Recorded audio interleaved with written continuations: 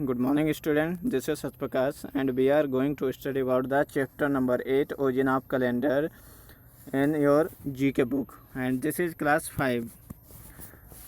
Open page number 10 in your book. Today we are going to study about the calendar. Calendar, it is a systematic way of representation of month and dates. Actually एक ऐसी जगह, एक ऐसा place, एक ऐसा paper, एक ऐसा कह सकते हैं सिस्टम जहाँ पर हम अपने मंथ्स यानी कि जो सीजन्स हैं, सीजन्स को डिफाइन किया जाता है मंथ के द्वारा, तो मंथ और डेट को हम एक तरीके से रिप्रेजेंट कर सकें, तो वो सिस्टम क्या कहलाता है? That is known as calendar. अब बेसिकली कैलेंडर में जो मंथ आते हैं, कितने मंथ हैं? You tell me how many months are there. Okay, there are 12 months and these are January, February, March, April, May, June, July. इस तरीके से ये सब 12 गिवन है. तो आपको ये कभी आपने नहीं सोचा होगा कि इनकी स्टार्टिंग कैसे हुई. ओके, इनकी स्टार्टिंग कहाँ से हुई है या इनका जो नेम पड़ा है वो कैसे पड़ा है. तो आज हम आपको बहुत ही इम्पोर्टेंट इन्फॉर्मेशन देने जा रहे हैं about the origin of calendar, जहाँ पर आपको पता लगेगा this is very surprising knowledge for you and it increase your knowledge. Okay, let us see the Romulus, the legendary first ruler of the Rome. जो रोम का first ruler means होता है शासक. रोम का जो फर्स्ट रूलर रहा है वो कौन रहा है? रोमलस. कौन रहा है? रोमलस. ओके, इसको ये कंसीडर किया गया कि इसने जो है कैलेंडर को कब स्टार्ट किया था? Roman calendar in 700 BC. ठीक है ना. BC मीन्स होता है, BC means before the birth of Jesus Christ. BC termed as before the birth of Jesus Christ. ये वो समय है कि जो ईसा मसीह का जन्म है उनसे पहले के समय को ये कंसीडर किया जाता है और उनके बाद के समय को AD बोला जाएगा, आफ्टर डेथ.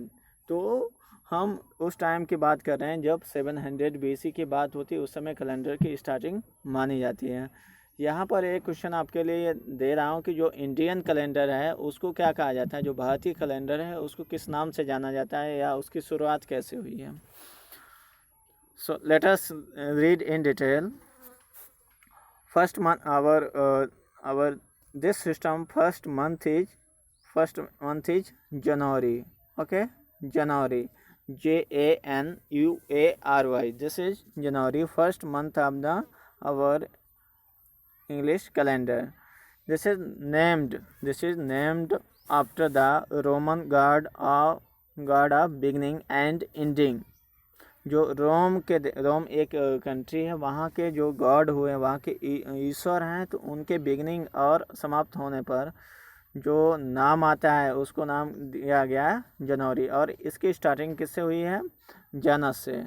जनस मीन्स होता है जनोरियस. जनस एक वर्ड है जो कि एंडिंग और इनिशिएशन को बताता है. रोम के ईश्वर, जो भी रोम के गार्ड हैं, उनके बारे में ये बताता है, तो उन्हीं के नाम पे ये पड़ा है जनवरी.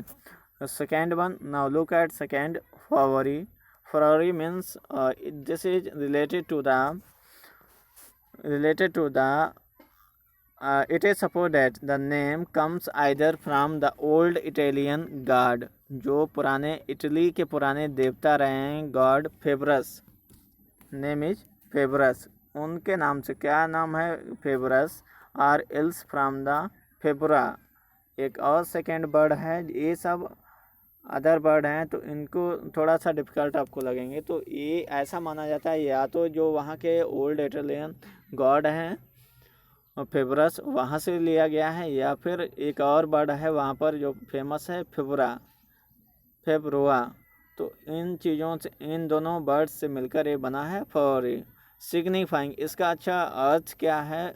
Signifying the festival of purification celebrated in Rome during this month. वहाँ पर इस महीने में एक शुद्धता, एक पवित्रता का फेस्टिवल मनाया जाता है, तो उसी के नाम पर ये नाम दिया गया फरवरी.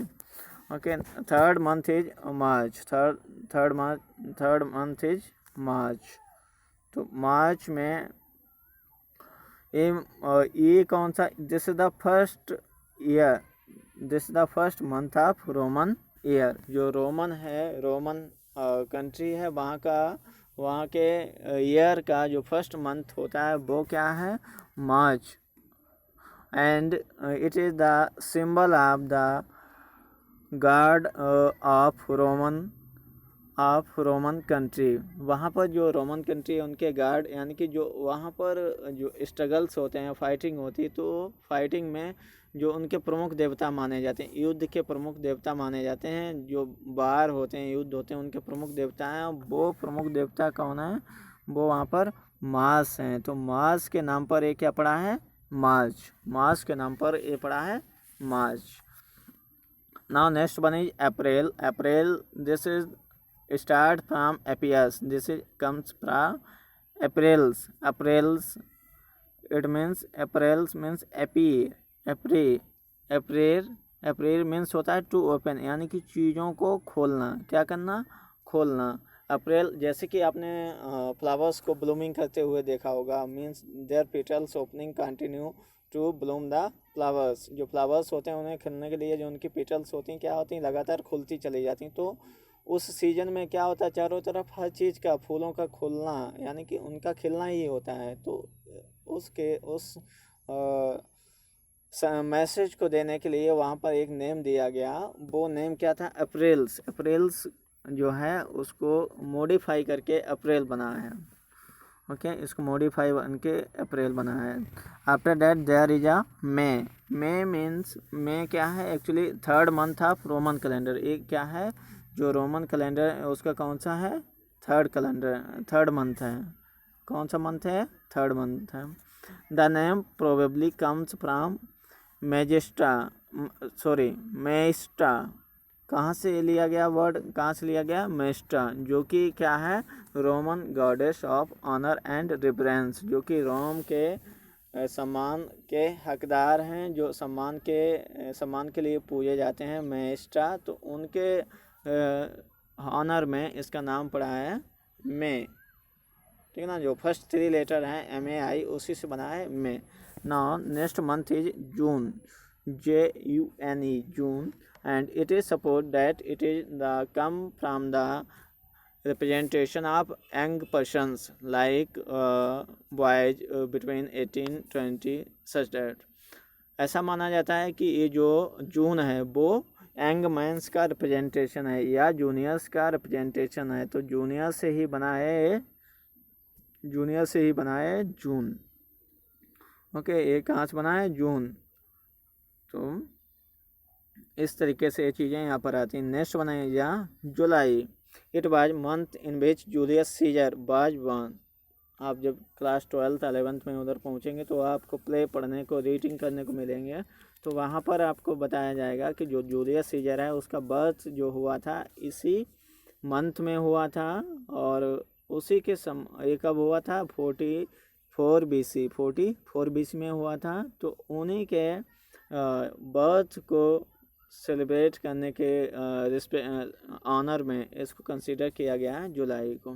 Also called Quintilis, 5th month. ये जो है इनका कौन सा मंथ है, 5th मंथ है। कौन सा मंथ है, 5th मंथ है। नाउ नेक्स्ट वन इज अगस्त। कौन सा है, अगस्त।